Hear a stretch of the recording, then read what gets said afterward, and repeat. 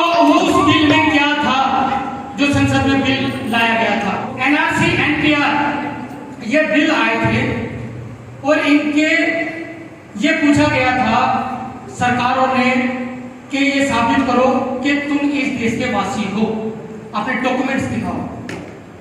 तो डॉक्यूमेंट्स में क्या था, आधार कार्ड, राशन कार्ड, पहचान पत्र, आपकी प्रॉपर्टी के पेपर, डेथ सर्टिफिकेट, जन्म प्रमाण पत्र, ये बहुत सारी चीजें उसमें मांगी गई थी।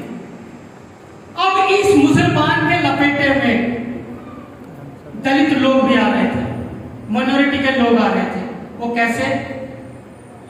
आप देखो, आप जितने लोग बैठे हो आपके पास पूरे दस्तावेज नहीं मिलेंगे।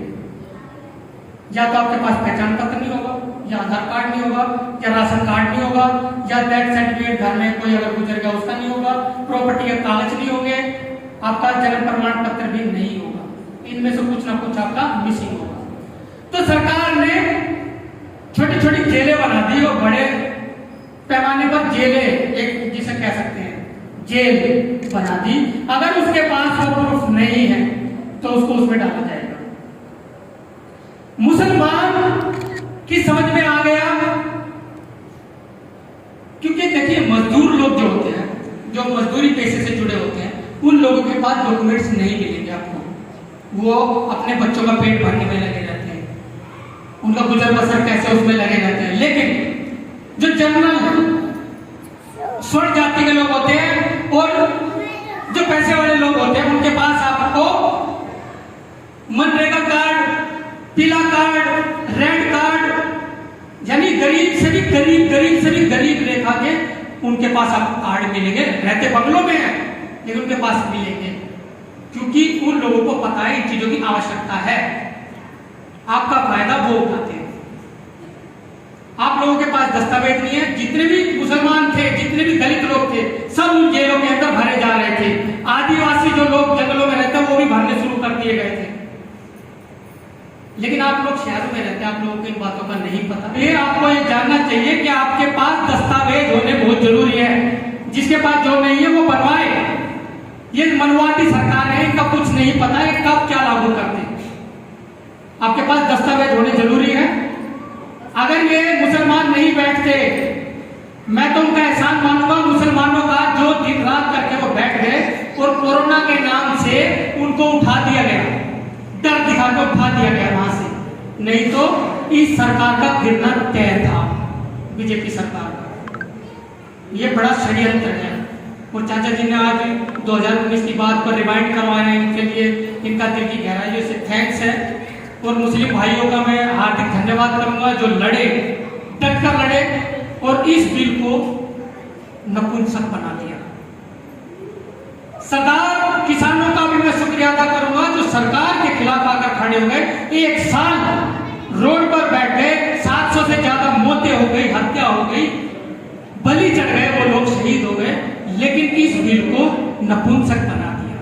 सरकारों को, हम सबको मिलके ऐसे ही नपुंसक बनाना होगा, तब जाके इस देश में खुशहाली, अमन, चैन होगा। और स्वर्ण जाति का मैंने क्यों कहा कि स्वर्ण जाति जिम्मेदार नहीं है कि आप लोगों के साथ अत्याचार हो रहा है या आप कम पढ़े लिखे, वो जिम्मेदार नहीं, आप खुद लोग जिम्मेदार हो। क्यों? आज गर्भ में बच्चा होता है, देखिए मैं जो भी बात कहूंगा सत्य कहूंगा और प्रमाण के साथ कहूंगा। स्वर्ण जाति के जो महिलाएं होती हैं, उनके गर्भ में जब बच्चा होता है, आपको मेरी बात समझ में आ रही है? गर्भ क्या होता है? गर्भ में जब बच्चा होता है तो वो स्वर्ण महिलाएं कहां जाती हैं? सत्संग में जाती है, सत्संग को सुनती है। चाहे वहां पर 1 घंटे का हो, 2 घंटे का हो, 4 घंटे का हो, 5 घंटे का हो, वो बाथरूम तक भी करने नहीं जाती और वो सुनती है अपने उसी आचार्य को, अपने जो भी उनके वक्ता होते हैं, प्रवक्ता होते हैं, उनको सुनते हैं, प्रवचन सुनते हैं। तो वही कानों में से जो धारणा गई है उनके, वो सीधा उस बच्चे से अटैच है।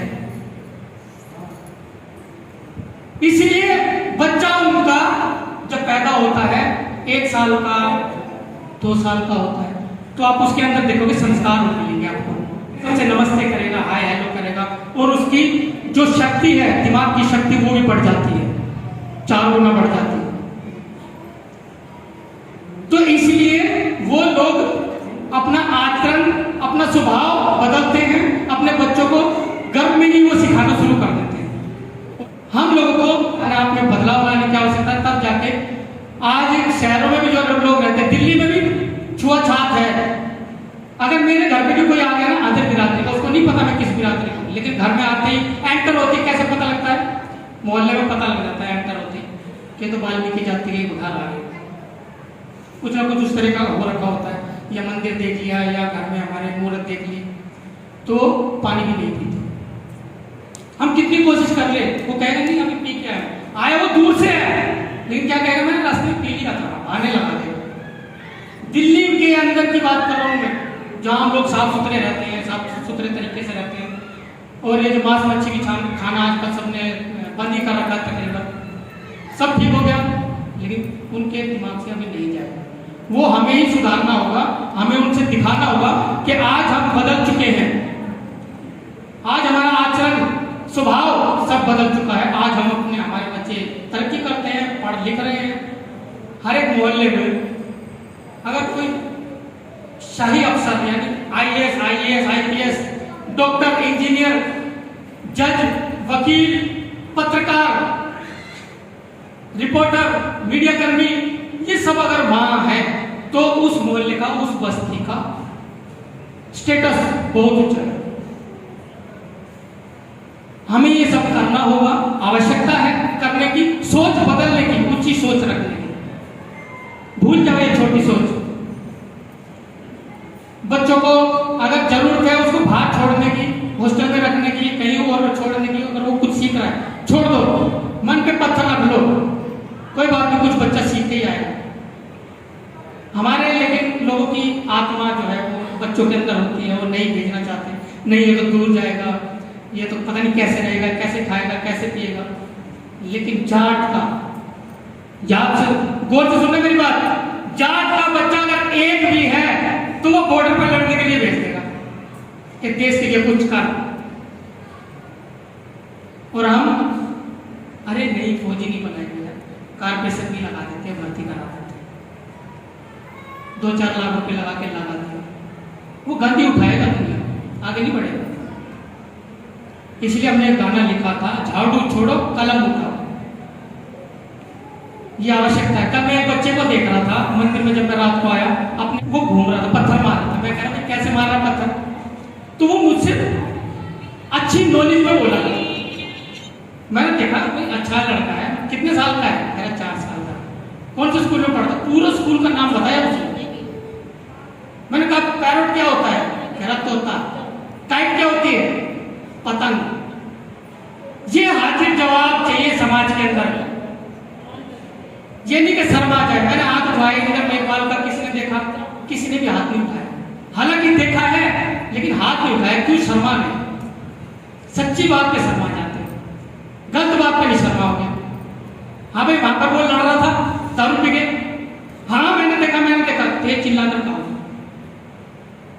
लेकिन ये बात नहीं बताओ। तो बदलाव लाने की आवश्यकता है। हो सकता है मेरी बात आपको बुरी भी लग रही हो, या भाई सत्संग किस नाम का, लेकिन सत्संग तो सत्संग, सत्य का साथ। और अच्छा लगा आप लोगों ने सुनते को। कम लोग, मैं कहता हूं भीड़ नहीं चाहिए। बाबा साहब भी कहते थे भीड़ नहीं चाहिए, काम करने वाले लोग, दिमाग के तेज लोग, वो मुझे चाहिए। जानते हो 6 लाख से ऊपर लोग उनके साथ जुड़ गए थे और बौद्ध धर्म अपना दिया था, क्योंकि वो बुद्ध के मालिक हो गए थे, बुद्धिस्ट हो गए थे वो लोग, बुद्धि के मालिक। वो बौद्ध अपनाया 6 लाख लोगों ने एक साथ। ये बहुत बड़ी जीत थी बाबा साहब।